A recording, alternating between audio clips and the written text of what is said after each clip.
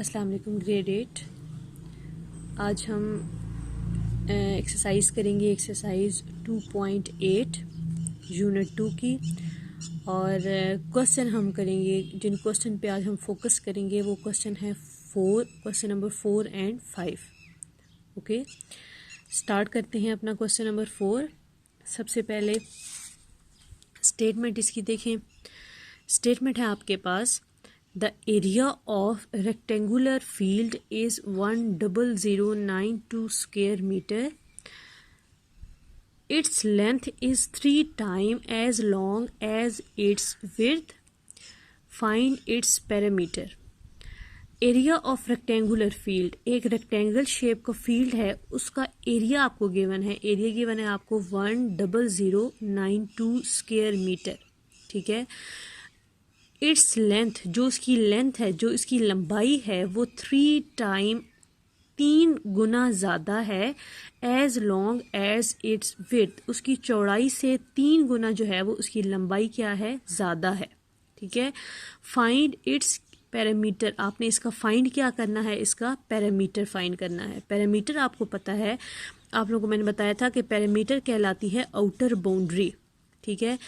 वो आपने अब पैरामीटर ऑफ रेक्टेंगल का फार्मूला आपके पास होता है 2 into length plus breadth. 2 into length plus breadth कर लें या 2 इंटू लेंथ प्लस विड्थ कर लें। अब क्वेश्चन में आपको विड्थ गिवन है तो आप वही यूज़ करोगे। ब्रेथ भी चौड़ाई को बोलते हैं और विड्थ भी चौड़ाई को बोलते हैं। पैरामीटर अब आपको फाइंड करने के लिए मेन चीज़ तो आपने पैरामीटर फाइंड करनी है, लेकिन पैरामीटर फाइंड करने के लिए आपके पास लेंथ भी होना ज़रूरी है और विड्थ भी होना ज़रूरी है। लेकिन क्वेश्चन में आपको लेंथ और विड्थ दोनों नहीं गिवन, आपको सिंपल उसका एरिया गिवन है। ठीक है। लेकिन आपको सिर्फ ये हिंट दे दिया गया है कि जो उसकी लंबाई है वो 3 गुना ज़्यादा है, 3 टाइम ग्रेटर है किससे, उसकी चौड़ाई से, उसकी विड्थ से। अब स्टार्ट करते हैं अपना क्वेश्चन करना। सबसे पहले देखें, area of rectangle field is 10092 square metre. ये मैंने रेक्टेंगल शेप बनाई। ठीक है। अब उसकी लेंथ, ये लेंथ है, मतलब लेंथ ज़्यादा होनी चाहिए उसकी विड्थ से, तो ये आप सपोज कर लें कि ये उसकी क्या है, लेंथ आ रही है। ठीक है। और ये क्या आ रही है, उसकी विड्थ आ रही है। ओके। अब लेंथ और विड्थ आपने खुद सपोज करनी है, क्वेश्चन में आपको नहीं गिवन। अब मैं खुद सपोज करने लगी हूँ कि width is equal to X है। ठीक है। तो लेंथ 3 टाइम ग्रेटर है ना, तो लेंथ में यहाँ पे क्या लिख दूंगी, 3x, मतलब इसकी चौड़ाई से 3 टाइम ग्रेटर है।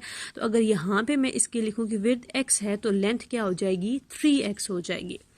अब आपने खुद लेट करना है, खुद सपोज करना है कि width is equal to x और लेंथ क्या आ जाएगी, 3x आ जाएगा। ओके। अब area of rectangle, area of rectangle का फार्मूला आपको पता है। एरिया ऑफ रेक्टेंगल होता है length multiply width. Okay. Area of rectangle होता है लेंथ मल्टीप्लाई विड्थ। अब लेंथ, अब एरिया आपको गिवन है, एरिया ऑफ रेक्टेंगल आपको क्वेश्चन में गिवन था ना, ये वाला 10092। अब एरिया ऑफ रेक्टेंगल की जगह उसकी वैल्यू लगा दी। एरिया टोटल है कितना, 10092 आपने लगा दिया। लेंथ आपने खुद सपोज की हुई थी 3x, वो आपने लगा दी।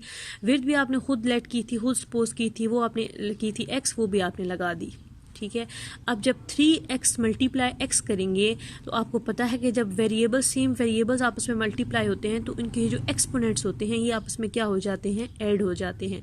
ये 3 एज इट इज़ और x मल्टीप्लाई जब x होगा तो यहाँ पे क्या आ जाएगा, x स्क्वायर, 3x स्क्वायर आ जाएगा।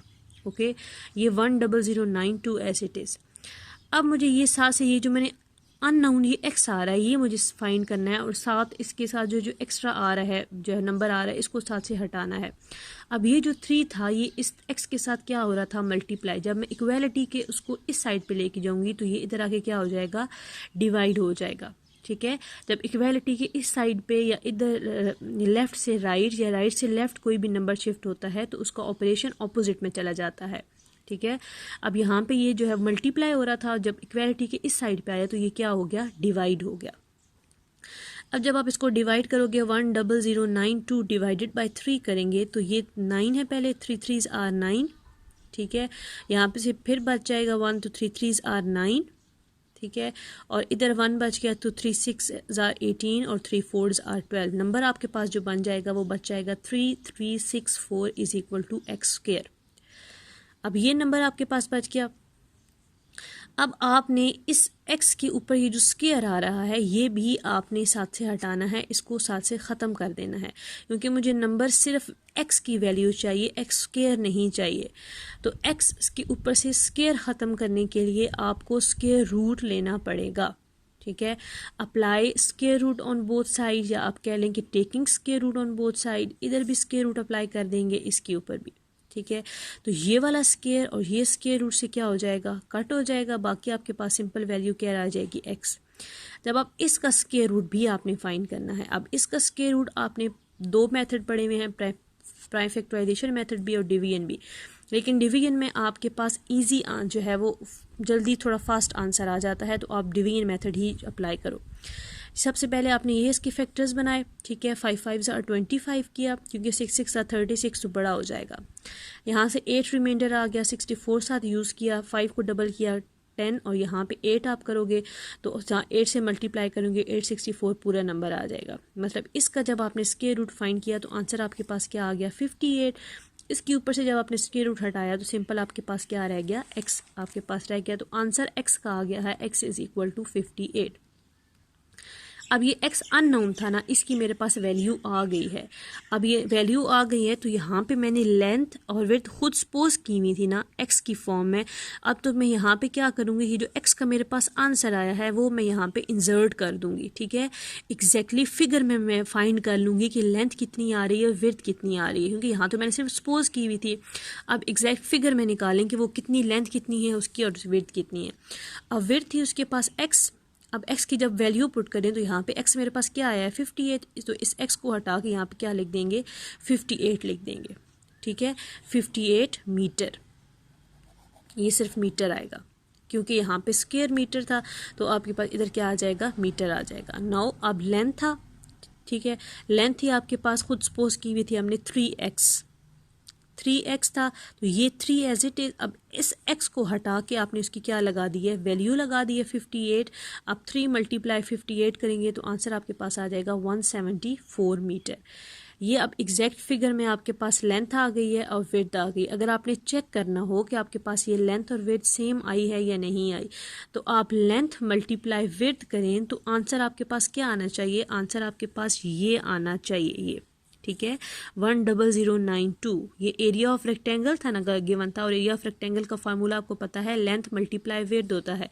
तो अगर लेंथ मल्टीप्लाई विड्थ आप करें तो आंसर आपके पास ये ही आना चाहिए, 10092, ठीक है। ये सिर्फ चेक करने का मेथड है। उसके बाद जो मेन चीज़ आपने फाइंड करनी थी वो तो पैरामीटर फाइंड करना था, पैरामीटर ऑफ रेक्टेंगल। और पैरामीटर ऑफ रेक्टेंगल का फार्मूला आपको पता है 2 into length plus width, 2 into length plus width. अब लेंथ भी आपके पास है, विड्थ भी आपके पास है। ये लेंथ आपने लगाई 174, विड्थ आपने लगाई 54, दोनों को ऐड करेंगे तो ऐड करने के बाद जो आंसर आएगा उसको 2 से क्या कर देंगे, मल्टीप्लाई कर देंगे, तो आंसर आपके पास आ जाएगा 464 मीटर। ओके, अब करते हैं अगला question, question number 5। Question number 5 देखें, स्टेटमेंट देखें सबसे पहले। The area of circular region is 616 square decimetre, find the its radius. Area of circular region, एक सर्कल शेप का रीजन है, सर्कल शेप का एरिया है, उसका आपको एरिया गिवन है कितना, 616 स्क्वायर डेसीमीटर। डेसीमीटर स्क्वायर में आपको गिवन है उसका एरिया 616। आपने उसका रेडियस फाइंड करना है कि उस सर्कल शेप का रेडियस कितना है। रेडियस आपके पास होता है उसके सेंटर से लेकर उसकी आउटर बाउंड्री तक, ये जो डिस्टेंस कहलाता है ये क्या कहलाता है, उसका रेडियस कहलाता है। अब ये चीज़ आपने फाइंड करनी है। ओके, स्टार्ट करते हैं। एरिया ऑफ सर्कुलर रीजन, आपको फार्मूला पता है, पहले आपको मैंने करवाया था कि एरिया ऑफ सर्कल का क्या फार्मूला होता है, pi R square. Area of circle is equal to pi R square. अब रेडियस आपने फाइंड करना है, वो आपने एज इट इज लिख दिया। अब ये एरिया गिवन था 616 के जो है वो डेसीमीटर, डेसीमीटर स्क्वायर यहाँ पे लिखते हैं, डेसीमीटर स्क्वायर। ओके, नाउ अब एरिया का फार्मूला आपको पता है, उसकी वैल्यू होती है या उसका फार्मूला होता है पाई आर स्क्वायर, वो आपने लगा दिया, ठीक है। पाई आर स्क्वायर लगाएंगे और ये 616 decimetre square as it is. अब पाई की वैल्यू होती है 22/7, वो आपने लगा दिया, और ये आर आपने फाइंड करना था ना, ये एज इट इज़ आ जाएगा, ये 616 भी एज इट इज़ आ जाएगा, ठीक है। साथ आप यहाँ पे लगाते जाएं डेसीमीटर स्क्वायर। नाउ अब ये मुझे आर फाइंड करना है ना, तो जैसे हमने पिछले क्वेश्चन में किया था कि इसके जो चीज़ हमने फाइंड करनी है उसके साथ जो एक्स्ट्रा वैल्यू आ रही है इसको साथ से हटाना है। जब इसको इक्वालिटी के उस साइड पे लेके जाएंगे तो ये वैल्यू इन्वर्स में चली जाएगी, इसका रेसिप्रोकल हो जाएगा, ठीक है। मींस यहाँ पे ये मल्टीप्लाई हो रही थी, जब इधर जाके जाएगी तो इक्वालिटी की इस साइड पे वो डिवाइड हो जाएगी, मीन इसका रेसिप्रोकल आ जाएगा। यहाँ पे 22/7 है तो इधर आके क्या हो जाएगा 7/22, तो 616 मल्टीप्लाई क्या हो जाएगा 7/22, ठीक है। यहाँ पे मैं अलग से भी आपको जो है वो कर देती हूँ, जैसे ये 616 और मल्टीप्लाई क्या हो जाएगा 7/22। यहाँ पे 22/7 था, जब इस साइड पे आया तो इसका जो है वो इक्वालिटी क्या हो जाएगी, ये इसका रेसिप्रोकल आ जाएगा 7/22। अब इसकी कटिंग करें ज़रा, 11 2s are 22, ठीक है। तो 11 5 are 55 और यहाँ से आपके पास बच गया 6, तो 11 6 are 66। नाउ 2 1s are 2 और ये 2 2s are 4 और 2 8s are 16 आ गया। अब 28 और मल्टीप्लाई 7 रह गया, ये 28 मल्टीप्लाई 7, दोनों को मल्टीप्लाई करेंगे तो 196। अब आर के ऊपर से आपने इस रेडियस सिंपल फाइंड करना है, उसका स्क्वायर तो नहीं ना फाइंड करना, तो स्क्वायर फाइंड करने के लिए taking square root on both side, square root apply किया, ये इसके ऊपर से स्क्वायर ख़त्म हो गया। जब 196 का आप स्क्वायर रूट लेंगे ये डिवीजन मेथड से, ठीक है, तो आंसर आपके पास क्या आ जाएगा 14 डेसीमीटर, ठीक है। ये उन्होंने ये जो क्वेश्चन गिवन था ये डेसीमीटर में गिवन था, डेसीमीटर स्क्वायर था ना ये इसका यूनिट, तो यूनिट यहाँ पे भी क्या आ जाएगा डेसीमीटर आ जाएगा। 14 डेसीमीटर ये रेडियस आ गया आपके पास, ठीक है। बाकी क्वेश्चन जो है वो नेक्स्ट वीडियो में मैं आप लोगों को करवाऊंगी।